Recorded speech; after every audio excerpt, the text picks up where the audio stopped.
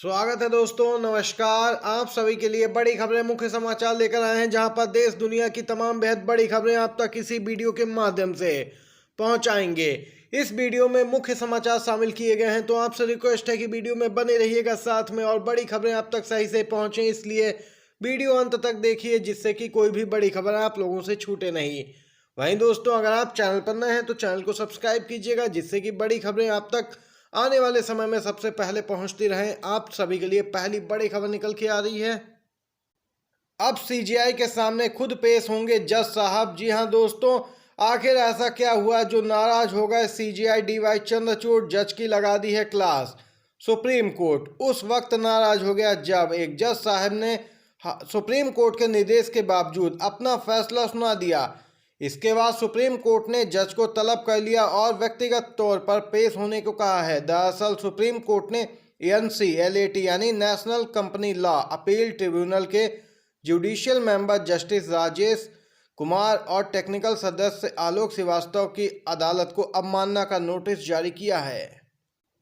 Supreme court ने दोनों को 30 अक्टूबर को व्यक्तिगत रूप से पेश होने को कहा है। दरअसल सुप्रीम कोर्ट ने 13 अक्टूबर को फिनोलेक्स केबल्स की AGM और कंपनी के प्रबंधन नियंत्रण से जुड़े विवाद में यथास्थिति बनाए रखने का आदेश दिया था, मगर यहां पर अदालत ने अपना फैसला जारी किया। सुप्रीम कोर्ट के निर्देश की अवहेलना की।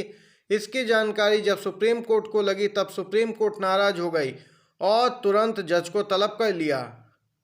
इसके साथ ही सुप्रीम कोर्ट ने केस की मेरिट पर यहाँ पर जो आदेश दिया गया था जज के द्वारा, उसे निरस्त भी कर दिया। दोस्तों, ये अपडेट निकल के आई है। अब जज साहब को यहाँ पर सीजीआई डीवाई चंद्रचूड़ के सामने व्यक्तिगत रूप से पेश होना होगा। दोस्तों, ये अपडेट है। इसी के साथ अगली खबर की तरफ चलते हैं।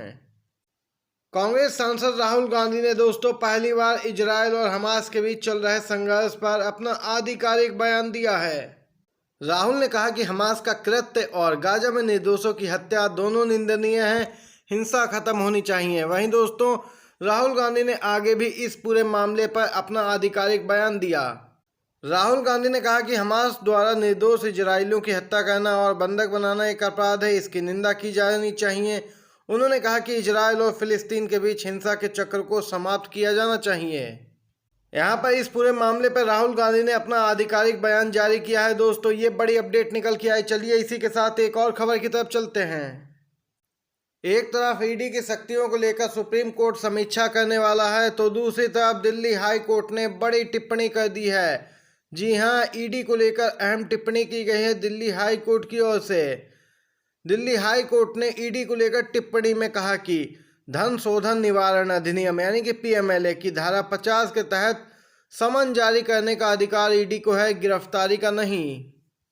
दोस्तों, आप सभी को बताते चलें, लगातार ईडी CBI की बड़ी कार्रवाइयां देखने को मिल रही हैं, गिरफ्तारियां हो रही हैं। आम आदमी पार्टी के कई नेता निशाने पर हैं और हाल ही में संजय सिंह को गिरफ्तार किया गया था।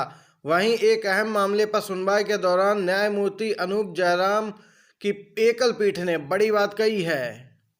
देख सकते हैं, एक के बाद एक बड़ा झटका लगता है ईडी को देखा जा सकता है। दोस्तों, ये अपडेट निकल के आई। इसी के साथ एक और बड़ी खबर की तरफ चलते हैं।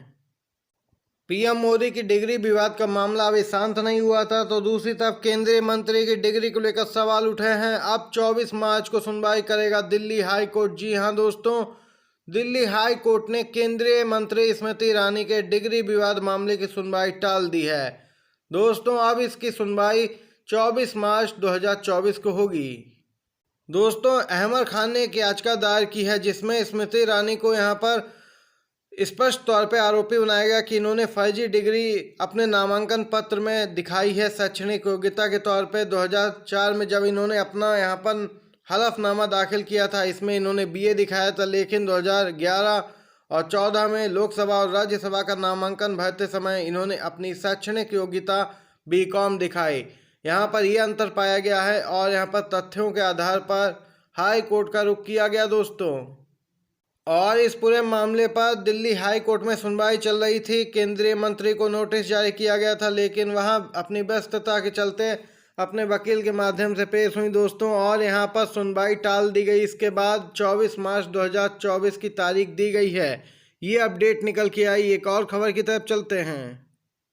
महिला पहलवानों के उत्पीड़न के मामले में कुश्ती संघ के अध्यक्ष ब्रजभूषण पर आरोप तय करने की कार्रवाई पर दोस्तों बहस देखने को मिली है। आरोप तय करने की बहस में देरी पर कोर्ट ने नाराजगी व्यक्त की है। दोस्तों आप सभी को बताते चलें, इस दौरान बहस में जो देरी हो रही थी, कोर्ट ने स्पष्ट कहा है कि जल्द से जल्द आरोप तय किए जाएं। कोर्ट ने बचाव पक्ष के वकील से कहा कि जितनी देर आरोप तय होने में लगाए गए, इतनी देर में आधा ट्रायल पूरा हो जाता। दोस्तों यहाँ पर अदालत ने स्पष्ट किया है कि जल्द से जल्द यहाँ पर बहस पूरी होने के बाद तत्काल प्रभाव से फैसला दिया जाएगा, क्योंकि लगातार इस मामले में देरी होती जा रही है। तो दूसरी तरफ दिल्ली पुलिस ने भी चार्जशीट दायर की है और यहाँ पर उल्लेख किया है कि ब्रजभूषण आरोपी हैं, और जिसके बाद अब एक बार फिर से बीजेपी सांसद की मुश्किलें बढ़ती हुई देखी जा सकती हैं। एक और बड़ी खबर की तरफ चलते हैं। इंडिया गठबंधन को लेकर बड़ी अपडेट निकल के आ रही है। आखिर अखिलेश यादव ने क्यों बताया है कांग्रेस को धोखेबाज? जी हां दोस्तों, लोकसभा चुनाव के लिए बनाया गया विपक्षी दलों का गठबंधन इंडिया काफी चर्चा में रहा। वहीं दोस्तों सपा मुखिया अखिलेश यादव ने मध्य प्रदेश विधानसभा चुनाव में सीट बंटवारे को लेकर कांग्रेस को निशाने पर लिया। वे कांग्रेस से खासा नाराज हैं, यहाँ तक कि उन्होंने कांग्रेस को धोखेबाज तक बता दिया है। अखिलेश यादव ने कांग्रेस को धोखेबाज बताते हुए कहा कि अगर हमें पता होता कि इंडिया गठबंधन विधानसभा स्तर पर नहीं है तो वह मध्य प्रदेश में सीट बंटवारे के लिए कांग्रेस से कभी बात ही नहीं करते। अगर वह कहते कि विधानसभा स्तर पर गठबंधन नहीं है तो हम स्वीकार करते, शायद हमें ही कंफ्यूज रखा गया है। अखिलेश यादव ने यहाँ पर जोरदार तरीके से कांग्रेस को निशाने पर लिया है। खबर निकल के आ रही थी कि गठबंधन मध्य प्रदेश में विधानसभा चुनाव के लिए समाजवादी पार्टी और कांग्रेस के बीच हो गया है, लेकिन दोस्तों अंतिम क्षण में ये गठबंधन टूट गया, क्योंकि अखिलेश यादव यहाँ पर ज़्यादा सीटों की मांग कर रहे थे और कांग्रेस पार्टी उन्हें उतनी सीटें नहीं दे रही थी, जिसके कारण यहाँ पर यह गठबंधन संभव नहीं हो पाया है मध्य प्रदेश विधानसभा चुनाव को लेकर। कर्नाटक बीजेपी और जेडीएस में मची खलबली। जब से जेडीएस ने बीजेपी के साथ कर्नाटक में किया गठबंधन, तब से जेडीएस में फूट पड़ती जा रही है। उसके बड़े नेता पार्टी छोड़ रहे हैं। इसी क्रम में दोस्तों अपडेट निकल के आई है, बीजेपी से गठबंधन के खिलाफ जेडीएस में बवाल। देवेगौड़ा ने इब्राहिम को राज्य प्रमुख पद से भी हटा दिया है। जी हाँ दोस्तों, आप सभी को बताते चलें, जेडीएस के राष्ट्रीय अध्यक्ष एचडी देवेगौड़ा ने पार्टी की राज्य कार्यकारी समिति को भंग कर अपने बेटे एचडी कुमारस्वामी को पार्टी का अध्यक्ष नियुक्त कर दिया। वहीं दोस्तों इस कदम से उन्होंने बगावत का झंडा बुलंद करने वाले सीएम इब्राहिम को एक ही झटके में प्रदेश अध्यक्ष के पद से भी हटा दिया। दोस्तों यहाँ पर तमाम कार्यकर्ता जेडीएस के नाराज हैं और वह बीजेपी की विचारधारा से सहमत नहीं है। उन्होंने विरोध जताया कि जेडीएस ने बीजेपी के साथ गठबंधन करके गलत किया है, जिसके चलते वह पार्टी से इस्तीफा दे रहे हैं। सैकड़ों इस्तीफे हो चुके हैं। कई बड़े नेता कांग्रेस पार्टी में भी जा चुके हैं। देख सकते हैं बीजेपी से जेडीएस को गठबंधन महंगा पड़ रहा है। दोस्तों ये बगावत हुई है जेडीएस में। इसी के साथ एक और बड़ी खबर निकल के आ रही है, राहुल गांधी तेलंगाना में चुनाव प्रचार कर रहे हैं और बड़ा दावा किया है कि तेलंगाना में 55 सीटें जीत के कांग्रेस पार्टी सत्ता में आएगी। जी हाँ दोस्तों, तेलंगाना में कांग्रेस कार्यकर्ताओं ने 10 साल तक संघर्ष किया, लाठियां खाई, लेकिन अब आपका समय आने वाला है। कांग्रेस की सरकार आने वाली है। राहुल गांधी यहां पर जोरदार तरीके से बीआरएस बीजेपी पर तेलंगाना में बरसे हैं और बड़ी बात कही है।